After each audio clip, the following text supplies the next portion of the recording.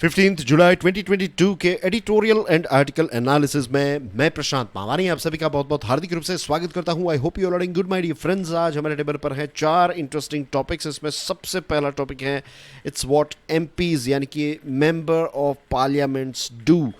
Late me remind all of you dear friends कि हमारे देश के जो मेंबर ऑफ पार्लियामेंट्स हैं या फिर जो हमारे MLAs हैं, जो मेंबर ऑफ लेजिस्लेटिव असेंबलीज हैं, तो ये जो मेंबर्स हैं हमारे, इनको वहाँ पर हमने भेजा है। ये बात हम सब जो हैं वो भूल गए हैं कि हमने उनको भेजा है, और ये बात वो भी भूल गए हैं कि उनको हमने भेजा है वहाँ पर, राइट। वो भी भूल गए, हम भी भूल गए। ज़्यादातर केसेस में क्या है कि विनो के MPs और MLAs जो हैं उनको एक अलग ही VIP ट्रीटमेंट जो है मिलती है और उनको मज़ा भी आता है। सभी नहीं, लेकिन ज़्यादातर लोगों को तो मज़ा आता ही है, ऐसा हम कह सकते हैं, क्लियरली कह सकते हैं उनके रवैये से और क्या क्या फैसिलिटीज़ मिलती हैं, राइट। अब आप सोच रहे होंगे कि सर इतनी नेगेटिव बातें क्यों कर रहे हो, बहुत सारे अच्छे MPs और MLAs भी हैं। Yes, you are right, but we should also remember this thing. जो चीज़ें हर रोज़ न्यूज़पेपर में और ये जो रोज़ का टॉपिक नहीं होता है, ये भी चीज़ हमें याद रखनी चाहिए कि आप एक बार भी MLA बन जाते हैं, एक दिन के लिए भी, तो भी आपको पेंशन मिलता रहेगा। दूसरी चीज़, 2 बार MLA बने तो 2 पेंशन मिलते रहेंगे, 3 बार बने तो 3 पेंशन्स मिलते रहेंगे। Same thing goes with MPs as well. तो एनीवे, आज का हमारा जो विषय है ना चर्चा का, वो थोड़ा अलग है, थोड़ा हटके हैं।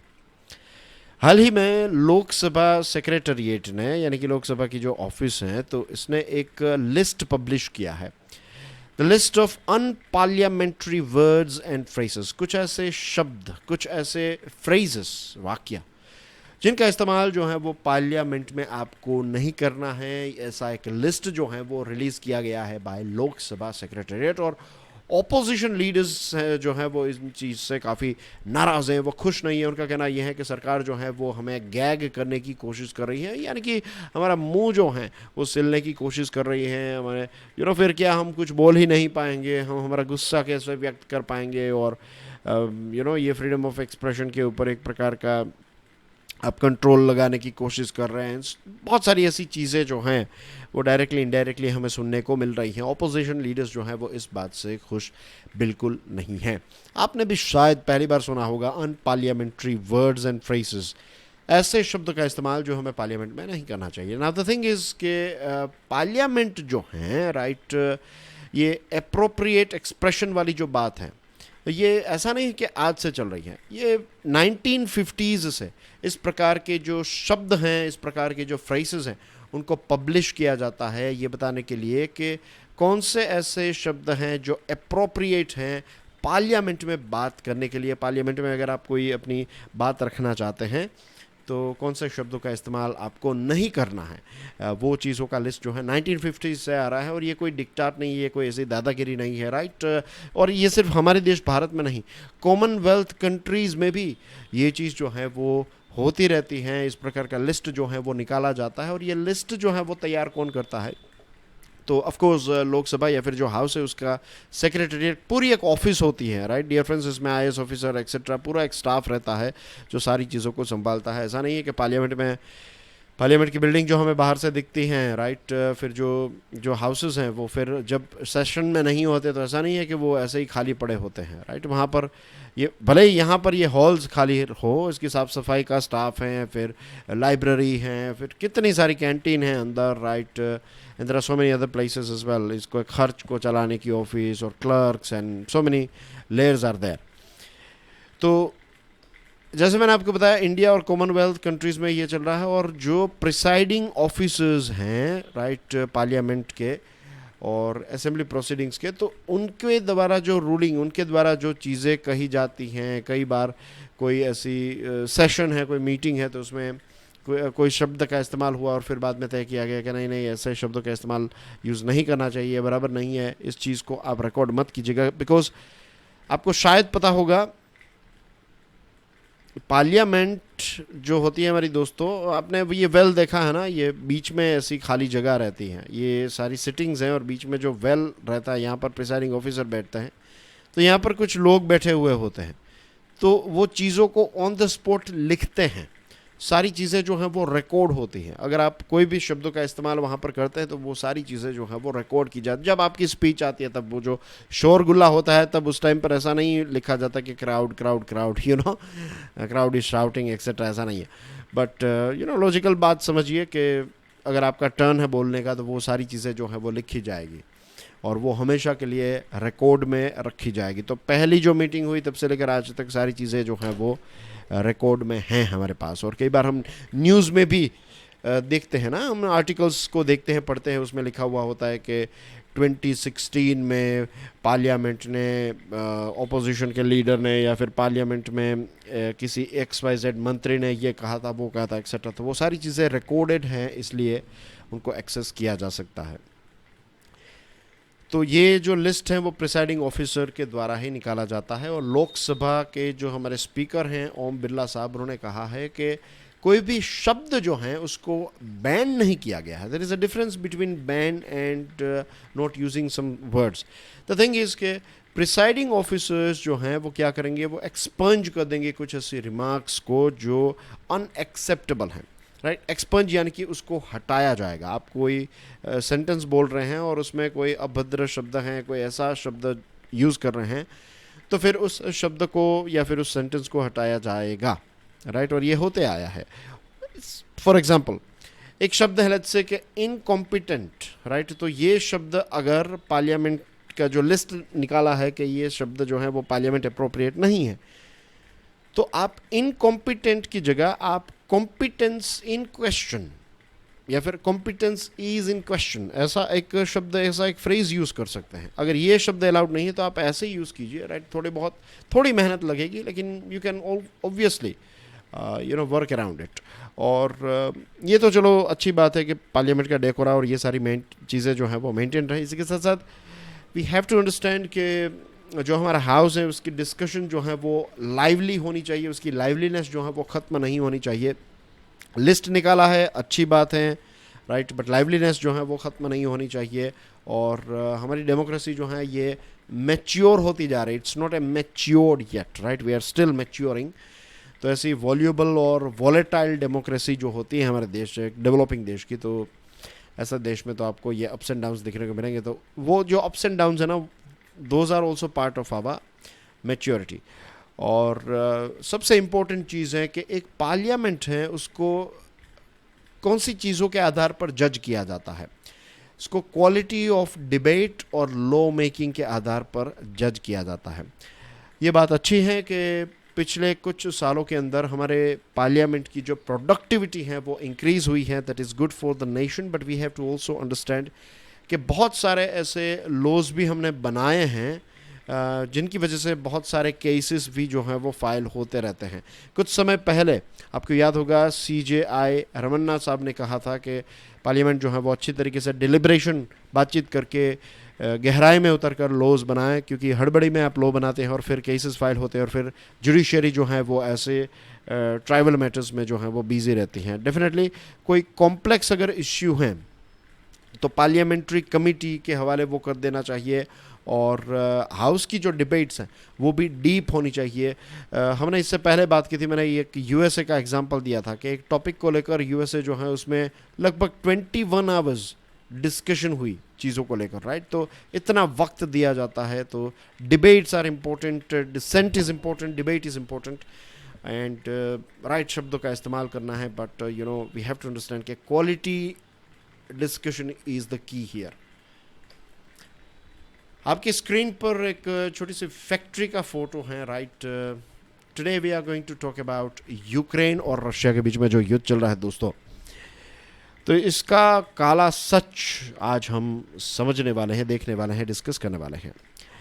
एज वी ऑल नो कि रशिया ने जो यूक्रेन पर एक हमला बोल दिया है, और देखिए नेटो भी इतना मासूम नहीं है, you know it very well, right. मैं उन पुरानी बातों को फिर से यहाँ पर नहीं दोहराऊंगा, लेकिन कितने 4 महीने हो गए और नेटो और उनके पार्टनर्स ऑस्ट्रेलिया, न्यूजीलैंड जैसे देश जो हैं, ये सारे देश जो हैं वो ये युद्ध जो हो रहा है, नुकसान जो हो रहा है, लोगों की मृत्यु हो रही है, यह सारी चीज़ों को स्पेक्टेटर की तरह देख भी रहे हैं और जो मिन्यूशे हैं यानी कि जो चीज़ें हैं उनको डिटेल्स जो हैं वो रिकॉर्ड कर रहे हैं।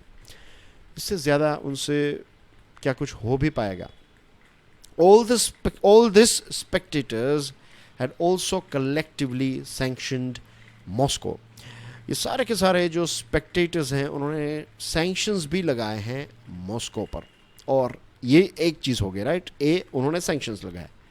बी, उन्होंने यूक्रेन को मिलिट्री गेयर्स, इसमें बहुत सारी चीज़ें आ गई जैसे कि आर्टिलरी, फिर anti aircraft and anti tank weaponry, infantry combat vehicles, reconnaissance and attack drones, helicopters, छोटे बड़े हथियार, ये सारी चीज़ें जो हैं ये सारे देशों ने प्रोवाइड की हैं।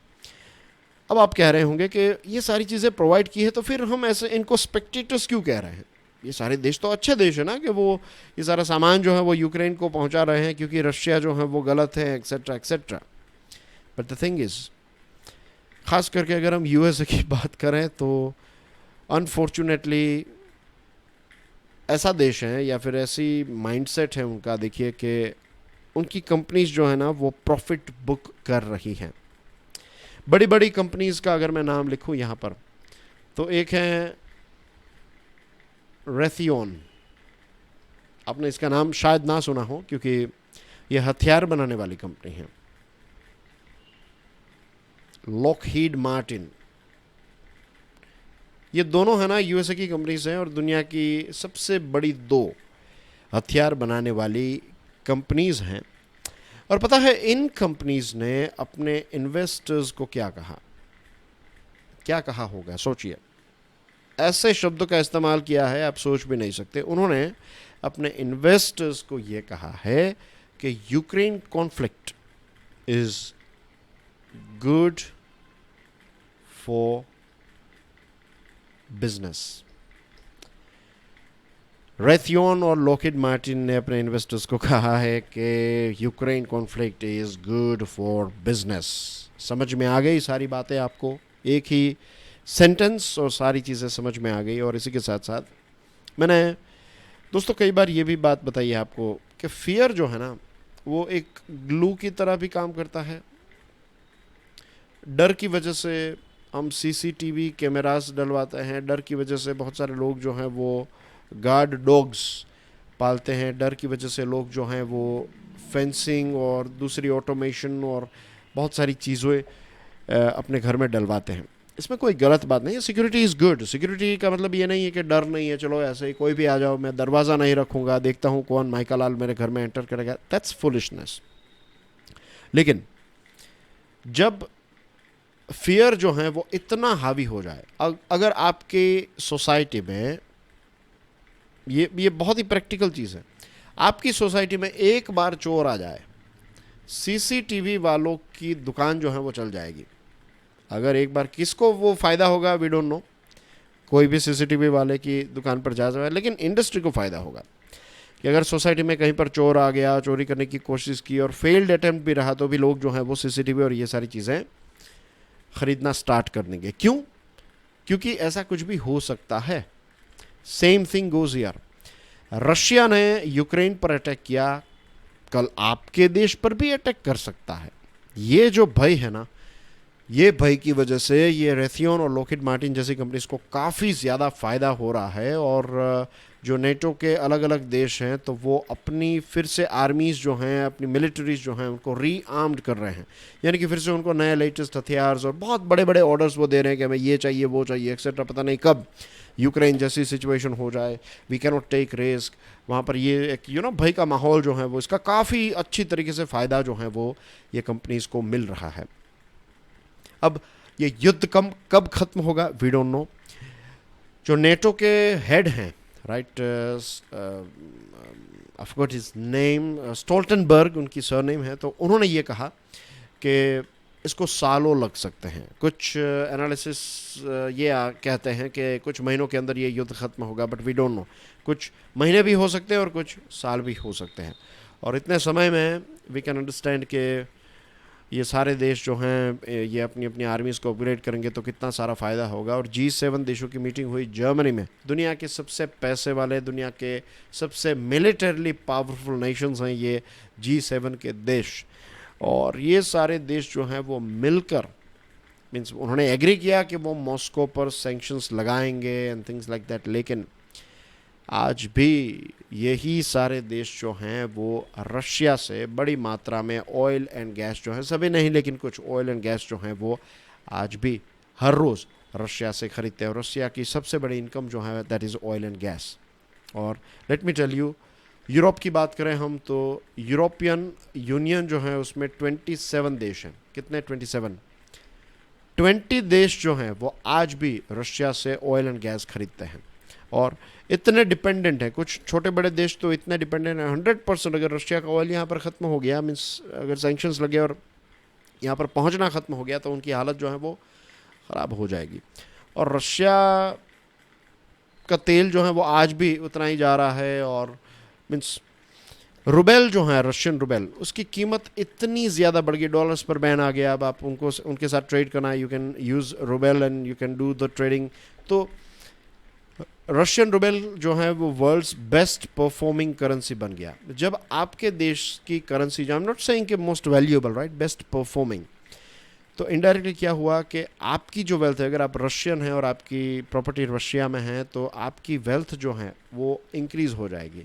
और अगर आपके पास लिक्विड हैं, इन द सेंस कि आपके पास कैश है या फिर आप कैश अरेंज कर सकते हैं यार, यानी कि आपकी बैंक में पैसे हैं, राइट, तो आप है ना दुनिया के दूसरे देशों में, क्योंकि आपकी करेंसी ज़्यादा है। जस्ट मैं I will give you one example. मान लीजिए कि कंपेयर टू यूएसए, यूएसए जो हैं उनके कंपैरिजन में रुपी जो है वो फ़िलहाल कितना 78 77 के आसपास होगा कुछ, राइट, लेट्स से 70 है समझने के लिए।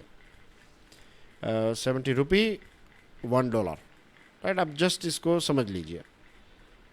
अब ये जो 1 रुपी है उसकी वैल्यू इतनी बढ़ जाए और 1 रुपये की वैल्यू इतनी बढ़ जाए कि वो $1 के बराबर हो जाए, तो आप सोचिए हम क्या क्या नहीं कर सकते। $1 इज इक्वल टू 1 रुपी, यानी कि आपके पास 1,00,000 रुपए हैं तो आपके पास $1,00,000 के बराबर पैसे हैं। आप कितने सारे बिजनेसेस जो हैं उनको ख़रीद पाएंगे, इसलिए ग्लोबल मार्केट में। तो रशिया के लोगों के लिए तो ये अच्छी बात हो गई कि अगर उनकी करेंसी इतनी अच्छी परफॉर्म कर रही है। यूरोप के लोगों के लिए ये बहुत बड़ा चिंता का विषय है कि उनका डेली कॉस्ट ऑफ लिविंग जो है वो बढ़ता जा रहा है। किसी ने सच कहा है कि युद्ध जो है ना, युद्ध का इश्यू जो है, it's not about losing life, it's about losing hope.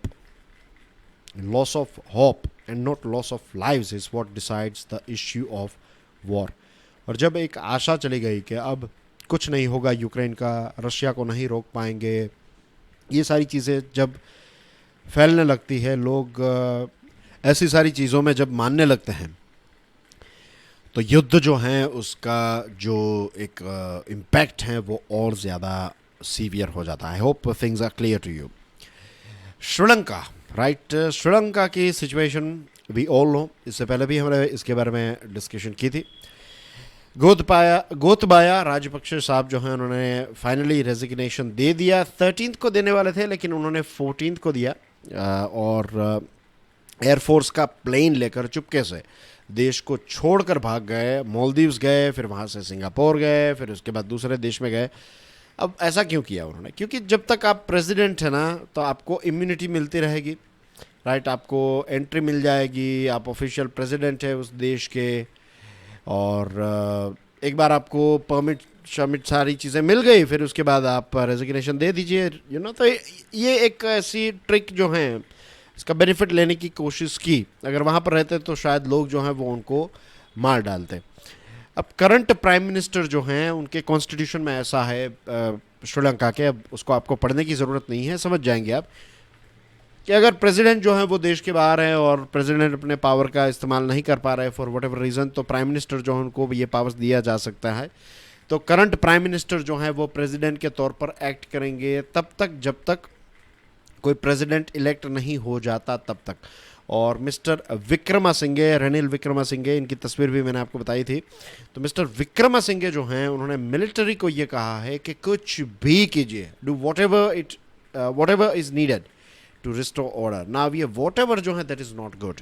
देखिए, श्रीलंका के लोगों की जो डिमांड है ना, वो डिमांड लेजिट है। पूरी दुनिया अमेज्ड है, पूरी दुनिया जो है वो चौंक गई कि श्रीलंका के लोग जो हैं उन्होंने अपना जो एक गुस्सा है, और उनका गुस्सा गलत भी नहीं है, अपना गुस्सा, अपना जो साहस दिखाया है वो वाकई ही काबिल तारीफ़ है, राइट। उनके अंदर ये हिम्मत है कि उन्होंने अपने देश के लिए, अपने परिवार के लिए एक स्टैंड उठाया, राइट। तो उनकी जो डिमांड है वो लेजिट है। तो यहाँ पर वॉटेवर, यानी कि अगर फोर्स का इस्तेमाल किया जाता है ऑर्डर को रिस्टोर करने के लिए, तो लेट मी टेल यू, ये लोग जो हैं वो डरने वाले लोग नहीं हैं। इनका गुस्सा, इनका करेज जो है, इट इज़ क्वाइट विजिबल। तो चीज़ें जो हैं वो और ज़्यादा ख़राब हो जाएगी। द बेस्ट इज़ शांति का रास्ता अपनाएं। एटलीस्ट लोग जो हैं वो गुस्से हैं तो गवर्नमेंट या फिर उनकी जो मशीनरीज हैं, गवर्नमेंट की मशीनरीज यानी कि पुलिस और आर्मी जो है, उनको शांति से लोगों को समझाने की कोशिश करनी चाहिए। और लोगों की डिमांड भी यही रहेगी कि कॉन्स्टिट्यूशन में चेंजेस आए, राइट, पॉलिसी रिफॉर्म्स आए, और ये जो पॉलिटिकल पॉलिटिकल इंटरेस्ट के लिए लोगों का इंटरेस्ट कॉम्प्रोमाइज़ किया जाता है, तो ये चीज़ रिवर्स हो, राइट। लोगों के इंटरेस्ट को ध्यान में रखते हुए, देश के इंटरेस्ट को ध्यान में रखते हुए चीज़ों को डिज़ाइन करने की ज़रूरत है। एंड आई होप कि श्रीलंका में जल्द से जल्द ऐसा हो जाए, because Sri Lanka is a neighbouring country, और हमें भी, हमारे देश को भी श्रीलंका की चिंता है, राइट। अगर हमारा पड़ोसी खुश नहीं है तो आज नहीं तो कल हम भी खुश नहीं रह सकते, you know. Then we'll talk about Global Gender Gap Index for 2022. ये Global Gender Gap for Index जो है वो, beg your pardon, Global Gender Gap Index for 2022 जो है, ये कौन निकालता है? World economic forum. ये चीज़ याद रखिएगा, ऐसा एमसीक्यू पूछा जा सकता है। भारत का परफॉर्मेंस कैसा है? एकदम बकवास। 146 कंट्री में से हमारा रैंक है 135। लास्ट ईयर क्या था? लास्ट ईयर यानी कि 2021 में हमारा परफॉर्मेंस था 140 आउट ऑफ 156 कंट्रीज़, राइट। तो लास्ट ईयर भी ख़राब था, इस साल भी कोई अच्छा नहीं है, और ख़ास करके जो हेल्थ एंड सर्वाइवल की कैटेगरी है तो उसमें तो हम बॉटम में हैं। अब 4 चीज़ों को नापा जाता है इसमें। एक है economic participation and opportunity, educational attainment, health and survival, political empowerment. तो ये जो नंबर 3 है ना, इसमें हमारा परफॉर्मेंस सबसे ख़राब रहा है। दुनिया के दूसरे देशों के कंपैरिजन में भी सबसे ख़राब रहा है। जेंडर इक्वालिटी और पुरुषों और महिलाओं के बीच में जो गैप हैं उसको हटाना बहुत ही ज़रूरी है। इस गैप को हमें ख़त्म कर देना है, लेकिन ये एक लॉन्ग एंड डिफ़िकल्ट टास्क है, ख़ास करके एक डेवलपिंग देश के लिए। और एक डेवलपिंग देश में ही ये सिचुएशन जो है वो आपको देखने को मिलती है। लेकिन कुछ हमारे पड़ोसी देश जो हैं वो हमसे भी अच्छा काम कर रहे हैं। जैसे कि हमें लगता है कि भारत यहाँ का सबसे बड़ा देश है तो सारी चीज़ों में हम बेस्ट हैं, that's not right. Bangladesh, Nepal, Sri Lanka, Maldives, Bhutan, ये सारे देश ऐसे हैं जिनका रैंकिंग जो है वो हमसे अच्छा रहा है, राइट। हमारा रैंकिंग उनसे ख़राब है। हमारा रैंकिंग ईरान, पाकिस्तान और अफ़गानिस्तान से हमारा परफॉर्मेंस अच्छा है। बाकी के देशों के कंपैरिजन में हमारा परफॉर्मेंस, नेबर में तो हम सबसे, इन देशों को छोड़कर बाकी का परफॉर्मेंस हमारा काफ़ी ख़राब है। 2022 की बात करें, राइट, एक ग्लोबल ये जो एक प्रोजेक्शन आया है वो ये आया है कि in 2022, coming on the back of pandemic, war and economic crisis, the global gender gap has been closed by 68.1%, which means that at the current rate of progress, it will take 132 years to reach full parity. पुरुष और महिला के बीच में full parity को 132 years लग जाएंगे। और साउथ एशिया जैसे रीजन में, हमारा जो दक्षिण एशिया है, तो इसमें तो 200 साल लग जाएंगे। जिस स्पीड से चीज़ें चल रही हैं उस स्पीड से अगर अनुमान लगाया जाए तो। पेंडेमिक जो है इसकी वजह से क्या हुआ कि लोगों की इनकम जो है वो कम हुई। इनकम कम हुई तो महिलाओं को सबसे ज़्यादा प्रॉब्लम हुआ, फूड सिक्योरिटी को लेकर, उनकी हेल्थ को लेकर, एजुकेशन फॉर गर्ल चाइल्ड को लेकर, जॉब, सारी चीज़ें जिनमें महिलाएं हैं तो उनको अफेक्ट हुआ। And let me tell you, ये महिलाओं की बात नहीं है, या फिर let me tell you bit more precisely, ये सिर्फ महिलाओं की बात नहीं है। अगर हमारे देश की महिलाएं जो हैं उनका प्रॉपर, उनको फूड नहीं मिल रहा है, उनकी हेल्थ सही नहीं है, एजुकेशन नहीं है, जॉब्स नहीं है, तो ये सिर्फ महिलाओं का इश्यू नहीं है, ये पूरे देश का इश्यू है, ये पूरी ह्यूमैनिटी का इश्यू है। और NFHS 2019-21 जो NFHS 5 आया है तो उसमें पता चला कि 57% हमारे देश में जो महिला हैं वो एनेमिक हैं। अच्छी बात है कि 88.7% महिलाएं, मैरिड महिलाएं जो हैं, तो घर के डिसीजंस में उनकी भागीदारी है, तो this is a positive thing. लेकिन ये बहुत ही नेगेटिव चीज़ है। 57% women are anemic, और 25.4% महिलाएं जिनकी एज वर्किंग एज में आती है 15 से 49 के बीच में। तो पिछले 12 महीनों में उन्होंने जो काम किया है, तो सिर्फ 25.4% महिलाओं को ही कैश मिला है, बाकी को कुछ पैसे भी नहीं मिले हैं। इसका एक सॉल्यूशन यहाँ पर दिया गया है कि जो महिलाएं हैं तो उनको लीडरशिप पोजीशन पर हम बिठाएं, राइट, और सारे लेवल्स पर, राइट। व्हेन आई से हम बिठाए, मीन टू से ह्यूमन बींग्स बिठाए, राइट, देश बिठाए। हम का मतलब यहाँ पर पुरुष नहीं है, ऐसा नहीं कि पुरुष जो हैं वो महिलाओं को बिठाए, no, human beings, we the people of India, right. हम ऐसी चीज़ें क्रिएट करें जिससे महिलाएं जो हैं वो टॉप पोजीशंस पर पहुँचे। इट्स अ गुड थिंग कि जो हमारे प्रेसिडेंट हैं, नेक्स्ट प्रेसिडेंट, वो भी एक महिला होंगे, राइट, और ट्राइबल कम्युनिटी से आते हैं, एज वी ऑल नो। तो it's very interesting for India, and सारी पोजीशन पर, right, we need more MPs. ये बात तो माननी पड़ेगी कि फ़िलहाल जो मोदी गवर्नमेंट है, तो हमारे finance minister is like considered, you know, कि होम मिनिस्टर के ये प्राइम मिनिस्टर के बाद जो कहते हैं ना सबसे इम्पोर्टेंट मिनिस्टर कौन है, तो इट इज़ फाइनेंस मिनिस्टर। इतने इम्पोर्टेंट होते हैं फाइनेंस मिनिस्टर। होम मिनिस्टर भी हैं, डिफेंस मिनिस्टर भी इम्पोर्टेंट है, बट फाइनेंस मिनिस्टर की एक अलग ही वो होती है। तो सुषमा स्वराज जी हमारे मिनिस्टर ऑफ एक्सटर्नल अफेयर्स थे। फिर ये जो हमारे निर्मला सीतारमन जी हैं वो फाइनेंस मिनिस्टर तो हैं ही। तो टॉप मिनिस्ट्रीज़ में एक समय ऐसा था, पहली बार हमारे देश के इतिहास में ऐसा हुआ कि 2 महिलाएं जो हैं वो इतनी इंपॉर्टेंट पोजीशन पर थी। फिलहाल एक महिला है, but we need more female ministers, right. We need more female MLAs, 50-50 होना चाहिए, राइट। अगर 545 हमारे लोकसभा की सीट्स हैं और बाकी की जो 245 जितनी सीट्स हमारी ये राज्यसभा की हैं, तो इसमें 50% बेसिकली सीट्स जो हैं वो महिलाओं की होनी चाहिए। सेम थिंग गोज़ विथ हमारे लेजिस्लेटिव, अलग अलग देशों, अलग अलग जो राज्यों की लेजिस्लेटिव असेंबलीज़ हैं उसमें भी यही होना चाहिए। फिर ये जो UPSC हैं, स्टेट लेवल की एग्जामिनेशंस हैं, तो उनमें भी वी नीड मोर। पुलिस में we need more female police personnel, और कल्चरल चेंज की ज़रूरत है, राइट। और ग्रेटर जॉब का और रिसोर्सेज का, स्किल का, ये सारी चीज़ों का एक्सेस जब महिलाओं को मिलेगा, गर्ल्स को मिलेगा, तो उनका पार्टिसिपेशन जो है वो improve होगा, isn't it? So that's everything in today's discussion, dear friends. Thank you very much for watching this video. इस वीडियो को दूसरे स्टूडेंट्स के साथ शेयर ज़रूर कीजिएगा. I'll see you soon. Till then, enjoy your studies. God bless you all. जय हिंद.